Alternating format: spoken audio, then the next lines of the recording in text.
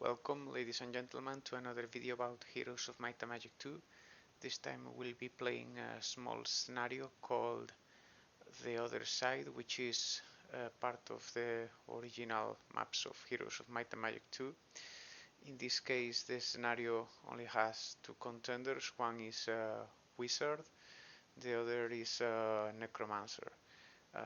In this case, the necromancer is not a good option, so we need to choose the wizard to beat the scenario in just 5 days. The first requirement to beat this scenario is getting basic logistics in the very first chest we find. Otherwise, we won't have enough movement points to reach the enemy castle within the 5 days. And then the second thing we need to do is to create a supply chain of troops from the castle to our main hero. For that we will be having to hire several 3 or 4 heroes, maybe 5, which carry troops one to another until they reach the main hero. For that we need money. Remembering impossible mode, we start completely deprived of resources.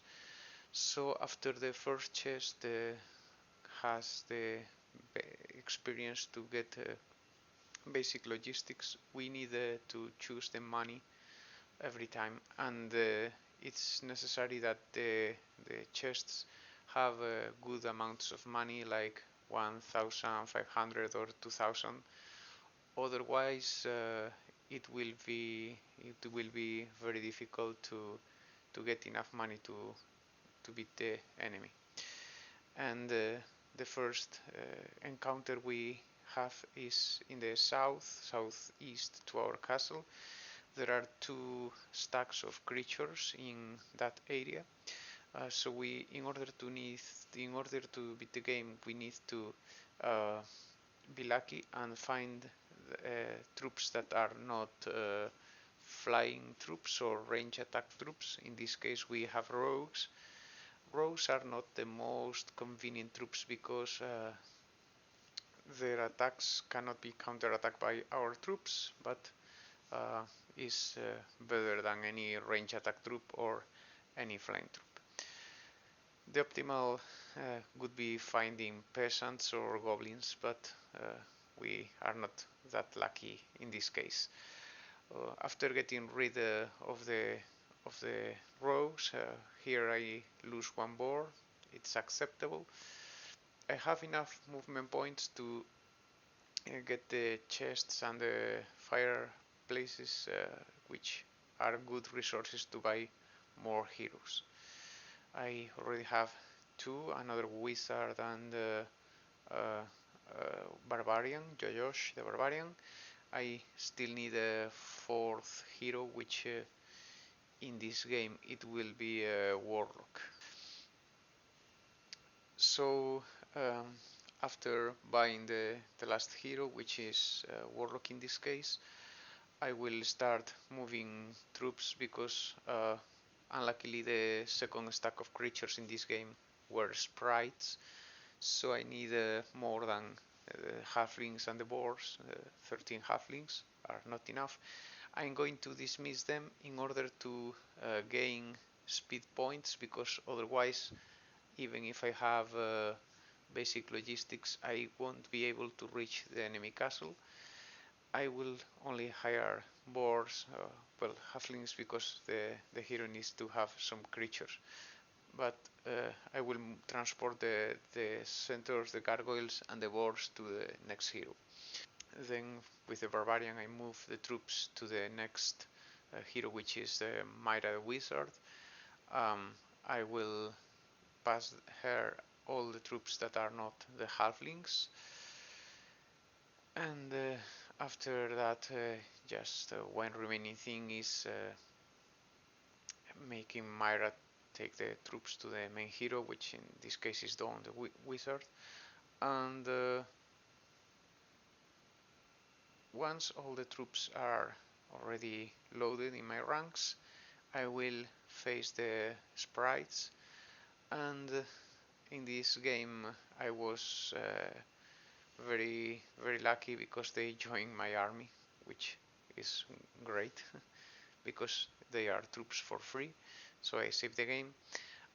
One condition to beat the game is finding the enemy hero in the lower part of the map or nearby his castle. Um, because if he moves to the north, we will need more days to find him and get rid of him. So it would be unacceptable. In this case, I have enough movement points to kill the Necromancer here, but he would probably surrender and go back to the castle and create new troops. So I will assault the castle here because it has leeches and vampires. If I attack first the hero, then I won't have enough troops to probably to um, take the castle. I will. I only have 20 spell points, and so I can call the lightning strike twice.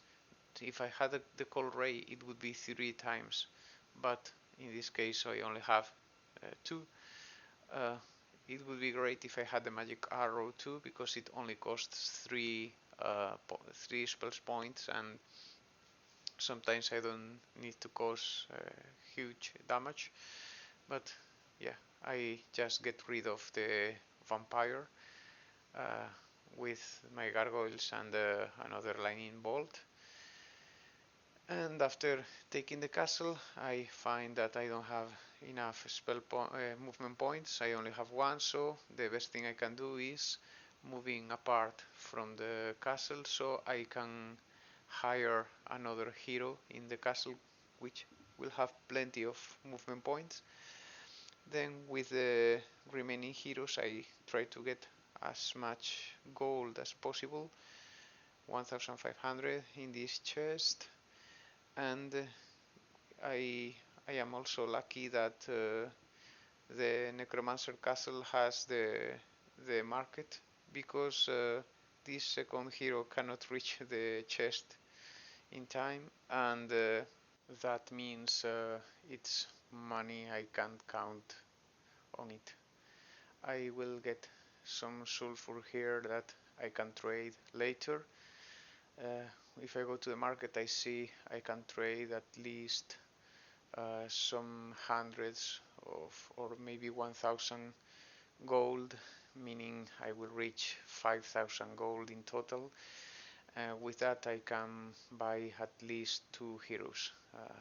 Here I pass the 5000 barrier. Great for me. I won't probably reach the 7500 to buy the third hero, and in this case I buy Necromancer, which is immune to the death spells, Death Ripple and Death Wave.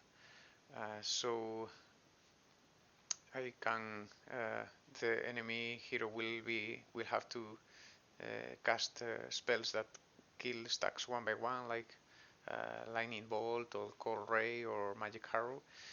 Now I'm passing the troops from the main hero to this new Necromancer.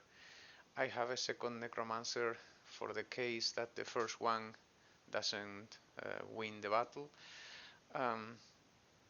The good part is that the enemy Necromancer has only 20 spell points.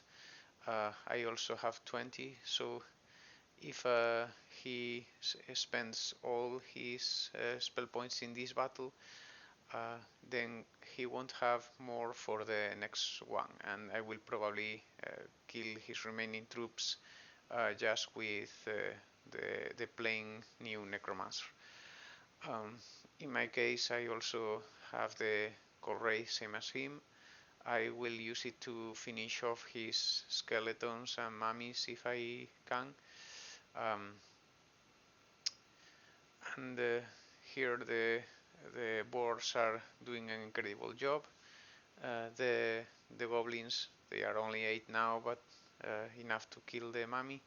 I only need to get rid of the last stack of zombies, and very well, very easy until the goblin started to lose morale and miss some turns, but still 5 boars and 8 goblins are enough to finish off this zombie. And as I said, I would have a second Necromancer hero in case these troops would fail.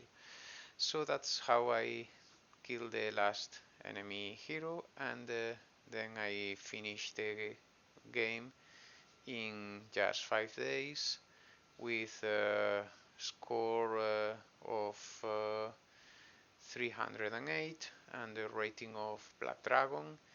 And as I usually say, please like if you enjoyed the video, and hope to see you next time in another video about Heroes of Might and Magic 2. Goodbye.